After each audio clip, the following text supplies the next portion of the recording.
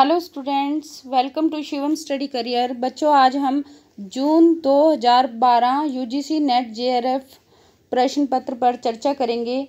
आशा है आपके लिए यह वीडियो लाभकारी सिद्ध होगी। बच्चों, अगर आपको मेरा चैनल पसंद आता है तो कृपया इसे सब्सक्राइब कीजिए और लाइक कीजिए।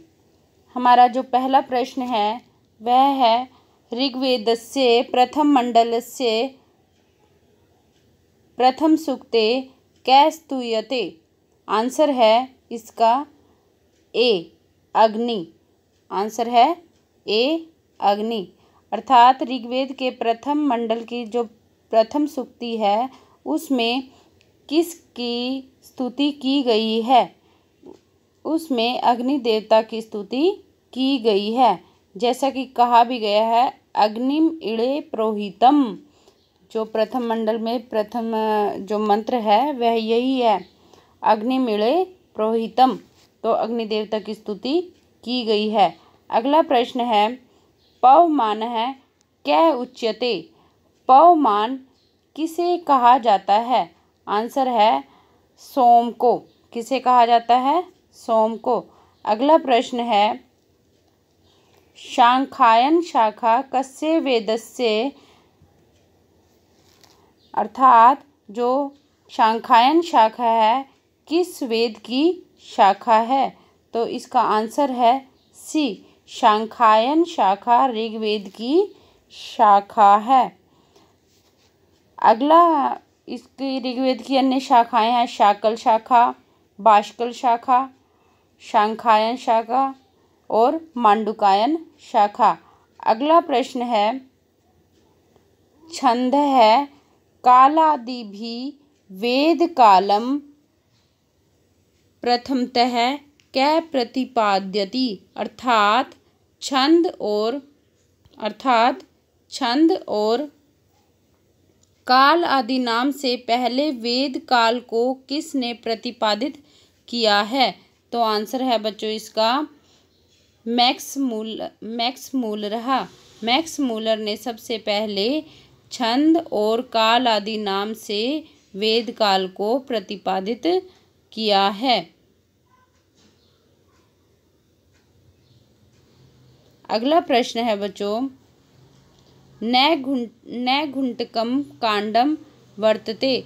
जो नैघुंटम कांड है वह किस में है? तो आंसर है ए निघंटु ग्रंथे। निघंटु ग्रंथ में निरुक्त के 3 भाग हैं, उसमें से एक भाग नैघंटुक कांड है। अगला प्रश्न है वेदांगेषु छंद है उपभीयते। जो वेद पुरुष के जो अंग हैं उसमें जो छंद हैं, छंद को कौन से अंग की संज्ञा दी गई है? तो इसका आंसर है, राइट आंसर है पादत्वेन। पैर को, पैर की छंद को पैर की संज्ञा दी गई है या छंद को पैर के नाम से बुलाया गया है। अगला प्रश्न है बच्चों अर्थ प्रधानम वर्तते। वेदांगों, जो वेद के 6 अंग हैं उन वेदांगों में अर्थ प्रधान क्या है? अर्थ प्रधान निरुक्त है। अगला प्रश्न है विश्वामित्र नदी संवाद है कस्मिन मंडले वर्तते।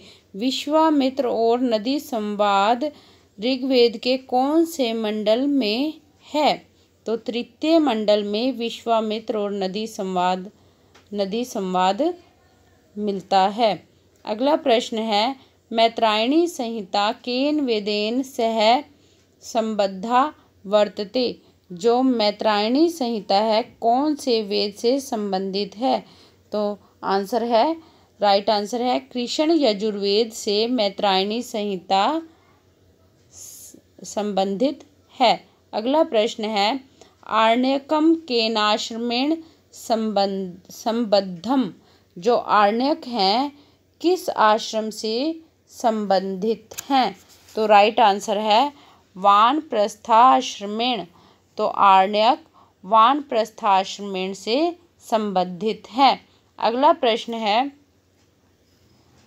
अधो अंकितानाम समीचीनम उत्तरम चिनुत।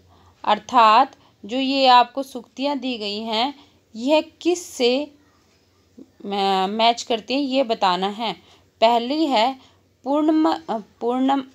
पूर्णमदः पूर्णम इदम।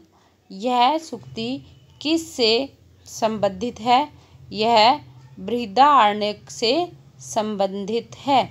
अगली सूक्ति है माँ गृधः कस्य शिवधनम।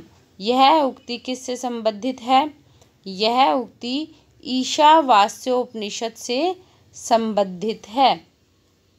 यह सूक्ति ईशावास्योपनिषद से संबंधित है। अगला है स्मामनात। यह स्मामनातः। यह सूक्ति किस से संबंधित है?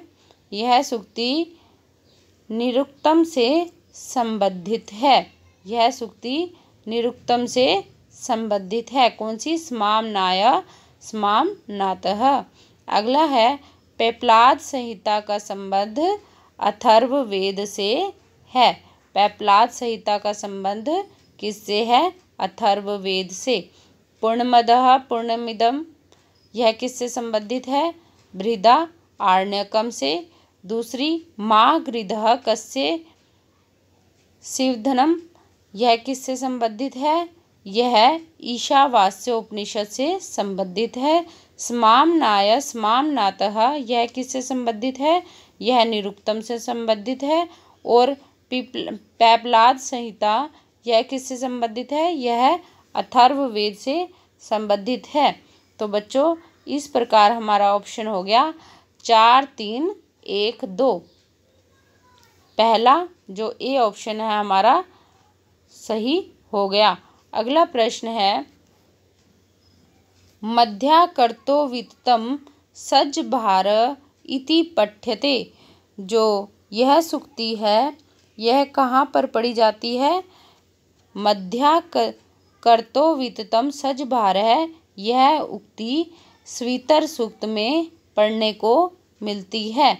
अगला प्रश्न है कति लक्षण युक्तो ग्रंथवाचको ब्राह्मण शब्दः। जो ब्राह्मण शब्द कितने लक्षणों से युक्त है? तो आंसर है इसका ब्राह्मण शब्द 10 लक्षणों से युक्त है। तो राइट आंसर हो जाएगा बी। अगला प्रश्न है अर्थापत्ते कस्मिन् प्रमाणे अंतर्भावः भवितुमर्हति। यह जो अर्थापत्ति प्रमाण का कौन से प्रमाण में अंतर्भाव होता है? तो आंसर है इसका अनुमान प्रमाण में अर्थापत्ति प्रमाण का अंतर्भाव मिलता है। अगला प्रश्न है बच्चों इसका सादृश्य ज्ञान करणम ज्ञानम किमस्ति। अर्थात सादृश्य ज्ञान करण ज्ञान क्या है? तो सादृश्य ज्ञान करण जो ज्ञान है वह उपमिति है। तो राइट आंसर हो जाएगा इसका उपमिति। अगला प्रश्न है विवर्तो डैश विद्यते। तो इसका विवर्त किसे कहा जाता है? अतत्वतो अन्यथा प्रथा विवर्तो। अतत्वतो अन्यथा प्रथा विवर्तो। तो राइट आंसर इसका क्या हो जाएगा? डी। अगला प्रश्न है सतः सत जायते इति कस्य मतम। तो सतः सत जायते यह किसका मत है? यह सांख्य का मत है। सांख्यस्य इति सांख्यस्य मतम। सतः सत जायते इति सांख्यस्य मतम। अगला प्रश्न है कति विधा बुद्धि सर्गः। जो बुद्धि सर्ग है वह कितने प्रकार का है? तो राइट आंसर है चतुर्विधा। बुद्धि सर्ग 4 प्रकार का है। अगला जो प्रश्न है बच्चों सांख्ये स्वीकृतानि तत्वानि कति। अर्थात सांख्य के द्वारा कितने तत्व स्वीकार किए गए हैं? तो राइट आंसर है 25। अर्थात 25 तत्व सांख्य के द्वारा स्वीकार किए गए हैं। अगला जो प्रश्न है वह है कार्ये नियत पूर्ववृत्तित्वं भवति। जो कार्य से पहले की वृत्ति होती है वह किसकी होती है? तो राइट आंसर हो जाएगा कारणत्वम। लेकिन अगर यह पूछा जाए कार्य नियत पश्चात वृत्तित्वम भवति, पश्चात पूछा जाए तो आंसर हो जाएगा आपका कार्यत्वम। ठीक है, तो यहाँ पूर्व वृत्ति पूछी है, पूर्व वृत्ति में तो आंसर हो जाएगा कारणत्वम। अगर पश्चात वृत्ति पूछे तो आंसर हो जाएगा कार्यत्वम। कार्य के होने से पहले जो वृत्ति किसकी होती है? कारण की होती है। कारण कार्य से पहले विद्यमान रहता है।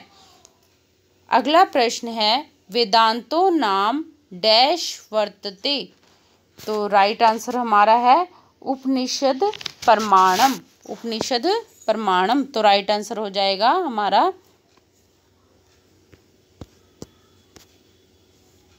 राइट आंसर हो जाएगा बच्चों हमारा उपनिषद प्रमाणम। इसमें ये पूछा गया है वेदांत नाम उपनिषदों से आया है। ठीक है, वेदांत नाम किससे आया है? उपनिषद प्रमाणम, इसके प्रमाण है उपनिषद हैं। अगला प्रश्न है अज्ञानस्य शक्ति उच्यते। बच्चों अज्ञान की दो शक्तियां हैं, आवरण और विक्षेप। तो यही प्रश्न पूछा गया है अज्ञान की शक्ति कौन कौन सी है? तो राइट आंसर हो जाएगा आवरण विक्षेप नामकम शक्ति द्वयम। आवरण और विक्षेप नाम की अज्ञान की दो ही शक्तियां हैं। अगला प्रश्न है विशेष है नित्य द्रव्य वृत्ति। तो इसका राइट आंसर हो जाएगा बच्चों बी, विशेष है नित्य। विशेष नित्य होते हैं, नित्य द्रव्य वृत्ति और इनकी जो वृत्ति होती है और ये नित्य द्रव्य वृत्ति वाले होते हैं। विशेष नित्य, नित्य द्रव्य वृत्ति। अगला जो हमारा प्रश्न है बुद्धे का प्रकृति। जो बुद्धि है उसकी प्रकृति क्या है? ये सांख्य का प्रश्न है। तो बुद्धि की प्रकृति मूल प्रकृति है। बुद्धि का प्रकृति, बुद्धि मूल प्रकृति। अगला जो प्रश्न है वह है वृद्धि संज्ञा विधि विधायकम सूत्रम की किम। जो वृद्धि संज्ञा विधायकम सूत्र कौन सा है? विधि रादेच। विधि रादेच जो सूत्र है वह वृद्धि संज्ञा विधायकम सूत्र है। और गुण संज्ञा विधायकम सूत्र कौन सा है? आद गुण है। आद गुण जो सूत्र है वह गुण संज्ञा विधायकम सूत्र है। और इसमें इको यणची में क्या हो जाता है? इको यणची सूत्र कहता है इको यण हो जाता है। अगला प्रश्न है घी संज्ञा केन सूत्रेण भवति। जो घी संज्ञा होती है वह कौन से सूत्र से होती है? तो आंसर हो जाएगा शेषो घय सखी। इस सूत्र से घी संज्ञा होती है। घी संज्ञा सूत्र में होता है बच्चों हस्व इकारांत व हस्व उकारांत की घी संज्ञा होती है। अगला प्रश्न है हेत्वर्थे का विभक्ति। हेतु के अर्थ में कौन सी विभक्ति होती है? तो राइट आंसर है हमारा तृतीया। हेत्वर्थे तृतीया विभक्ति। अगला प्रश्न है पाणिपादम अस्मिन् पदे समास विग्रह भवति। जो पादम यह जो शब्द है, यह जो पद है, इसका अगर विग्रह किया जाए तो कौन सा होगा? पाणी च पादो च। पाणी च पादो च, ये दोनों में ही द्विवचन है। पैर भी दो होते हैं और हाथ भी हमारे दो ही होते हैं। तो इसका राइट आंसर हो जाएगा ए, पाणी च पादो च। अगला प्रश्न है ध्रुवम पाए डैश इत्यत्र किम कारकम। अर्थात अलग होने के अर्थ में कौन सा कारक होता है? अपादान कारक होता है। ध्रुवम अपाए अपादानम, यह सूत्र भी है कारक में। ठीक है, ध्रुवम अपाए अपादानम। अगला प्रश्न है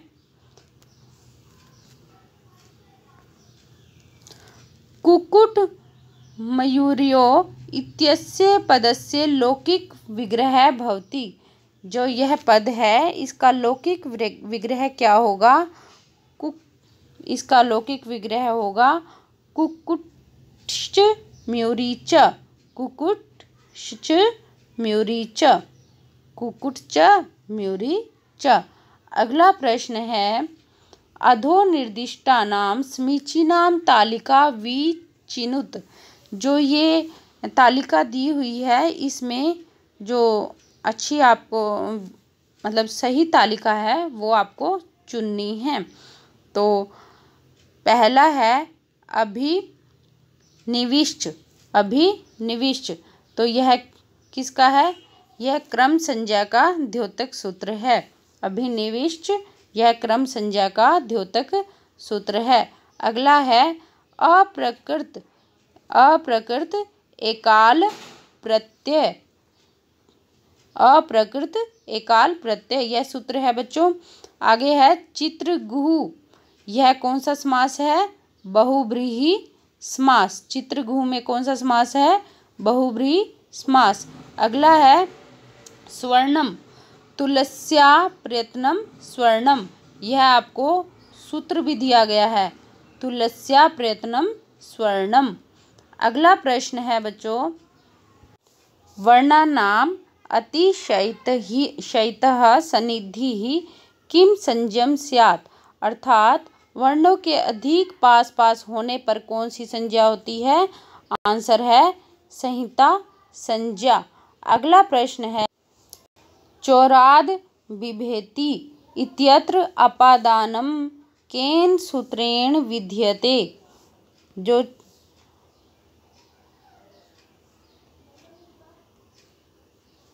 चौराद बिभेति इत्यत्र अपादानम केन सूत्रेण विद्यते। जो यहाँ पर अपादान किस सूत्र से हुआ है? तो आंसर है भित्रार्थानाम भय हेतु। इस सूत्र से यहाँ पर अपादान संज्ञा चौराद विभेति में हुई है। अगला प्रश्न है चर्मणि द्विपिनम हन्ति।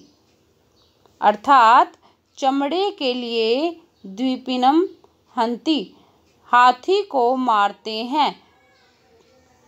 इत्य उदाहरणम कस्य भवति। यह उदाहरण जो है चमड़े के लिए हाथी को मारते हैं, हनन करते हैं, मारते हैं, यह उदाहरण कौन से सूत्र का है? यह उदाहरण निमित्तात् कर्म योगे सूत्र का है। तो हमारा राइट आंसर हो जाएगा ए। क्यों? चरम के निमित्त से हाथी को मारने के कर्म को किया जाता है। चरम को प्राप्त करने के निमित्त से हाथी को मारने का जो कर्म है वो किया जाता है। अतएव निमित्तात् कर्म योगे इस सूत्र से यहाँ पर यह उदाहरण दिया गया है चर्मणि द्विपिनम हन्ति। चमड़े के लिए हाथी को मारते हैं, यह उदाहरण इस सूत्र का है निमित्तात् कर्म योगे। अगला प्रश्न है भाषा परिवर्तनस्य इति बाह्य कारणानि। भाषा परिवर्तन के कितने बाह्य कारण हैं? तो राइट आंसर हमारा हो जाएगा अष्टौ। भाषा परिवर्तन के 8 बाह्य कारण हैं। अगला प्रश्न है बच्चों भारोप्य भाषा परिवारे केंटुम वर्गस्य कति प्रमुख भेदः। भारोप्य भाषा परिवार में शतम वर्ग के कितने प्रमुख भेद हैं? तो राइट आंसर है हमारा चत्वारः। 4 शतम वर्ग के 4 प्रमुख भेद हैं। अगला प्रश्न है हमारा नायिका रहितम नाटकम इदम। जो नायिका रहित जो नाटक है वह कौन सा है? नायिका रहित नाटक मुद्रा राक्षस है जो कि विशाख दत्त के द्वारा लिखा गया है। बच्चों मुद्रा राक्षस में कोई भी नायिका नहीं है और यह मुद्रा राक्षस जो नाटक है वह विशाख दत्त के द्वारा लिखा गया है।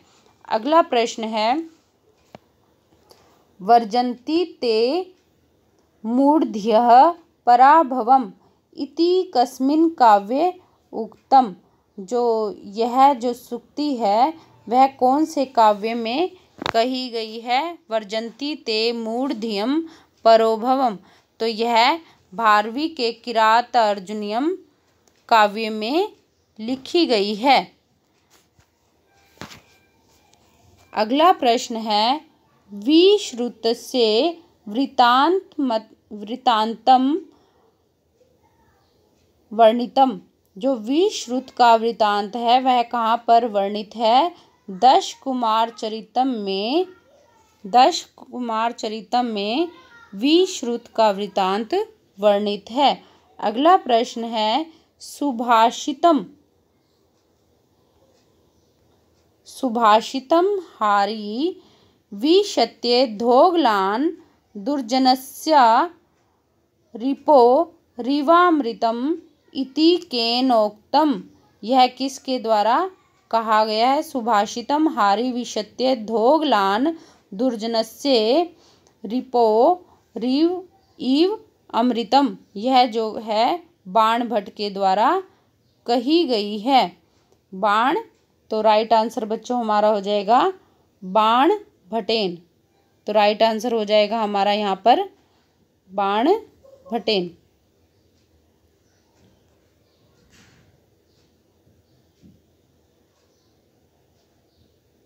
या बाण महाकविना। अगला प्रश्न है बच्चों हमारा, इनमें से जो सही तालिका है वो आपको छांटनी है बच्चों। सही तालिका कौन? मृच्छकटिकम। जो मृच्छकटिकम है वह किसके द्वारा लिखा गया है? शूद्रक के द्वारा। मृच्छकटिकम शूद्रक। अगला है वेणीसहारम। वेणीसहारम किसके द्वारा लिखा गया है? भट्टनायकम। भट्टनायकम। अगला है बालचरितम। जो बालचरितम है वह किसके द्वारा लिखा गया है? भास के द्वारा। बालचरितम भास के द्वारा लिखा गया है। और बुद्धचरितम जो है वह आशुघोष के द्वारा लिखा गया है। तो हमारा ऑप्शन सी ठीक हो जाएगा। 2, 3, 4, 1। अगला जो प्रश्न है वह है, तत्र श्लोक चतुष्टयम इतिम कम दृश्य काव्यम उद्देश्यो उपितम। बच्चों जो यह श्लोक का अंश है यह कौन से काव्य को उद्देश्य करके कहा गया है? तो यह अभिज्ञान शाकुंतलम जो कालिदास के द्वारा लिखा गया है नाटक, वह यह जो तत्र श्लोक चतुष्टयम यह जो अंश है वह अभिज्ञान शाकुंतलम जो कालिदास के द्वारा लिखा गया है उसको उद्देश्य करके कहा गया है। अगला जो हमारा प्रश्न है, रघुवंशे कति सर्गेषु श्री राम कथा वर्णिता कालिदासेन। जो रघुवंश के कितने सर्गों में श्री राम की कथा का वर्णन किया गया है? षट्सु। तो राइट आंसर है 6 सर्गों में षट्सु। 6 सर्गों में श्री राम कथा का वर्णन मिलता है रघुवंश में, जो कि कालिदास के द्वारा रचित है। अगला प्रश्न है, दश कुमार चरिते अयम प्रतिनायकम भवति। दश कुमार चरित जो एक आख्यायिका है दंडी की, वह इसमें प्रतिनायक कौन है? दश कुमार चरितम एक दंडी के द्वारा जो कवि हैं दंडी हुए हैं उनके द्वारा लिखित एक आख्यायिका है। इसमें प्रतिनायक कौन है? तो दश कुमार चरितम में प्रतिनायक मानसार है। अगला प्रश्न है रस निष्पत्ति विषये साधारणीकरणम प्रथमतया केन प्रतिपादितम। रस निष्पत्ति के विषय में जो साधारणीकरण है सबसे पहले किसके द्वारा प्रतिपादित किया गया? तो आंसर हमारा राइट आंसर है भट्टनायकेन। भट्टनायक के द्वारा रस निष्पत्ति के विषय में साधारणीकरण सबसे पहले प्रतिपादित किया गया। अगला जो हमारा प्रश्न है, नाटके इतिवृत्तं कीदृशम, जो नाटक में जो घटना होती है वह कैसी होती है? प्रसिद्धम। नाटके इतिवृत्तं प्रसिद्धम। अगला प्रश्न है हमारा, कस्य रूपकेषु प्रस्तावना स्थापने इति उच्यते। कस्य रूपकेषु प्रस्तावना स्थापना इति उच्यते, अर्थात तो राइट आंसर है हमारा भास का। भासस्य, अर्थात भास ने अपने रूपकों में जो प्रस्तावना की है उसको किसका नाम दिया गया है? स्थापना का नाम दिया गया है। भास ने अपने रूपकों में जो प्रस्तावना दी है उसको किसका नाम दिया गया है? स्थापना का नाम दिया गया है। अगला प्रश्न है, आनंदवर्धन मते मधुरतम रसः क। आनंदवर्धन के मत में सबसे मधुर रस कौन सा है? करुण रस सबसे मधुर रस है आनंदवर्धन के मत में। अगला प्रश्न है, और जो करुण रसस्य वर्णः कै। करुण रस का वर्ण कौन सा है? तो राइट आंसर है कपोत है। करुण रस का वर्ण कपोत है। बच्चों, आशा है आपको मेरी ये वीडियो पसंद आई होगी। कृपया मेरे चैनल को सब्सक्राइब कीजिए और लाइक कीजिए। धन्यवाद।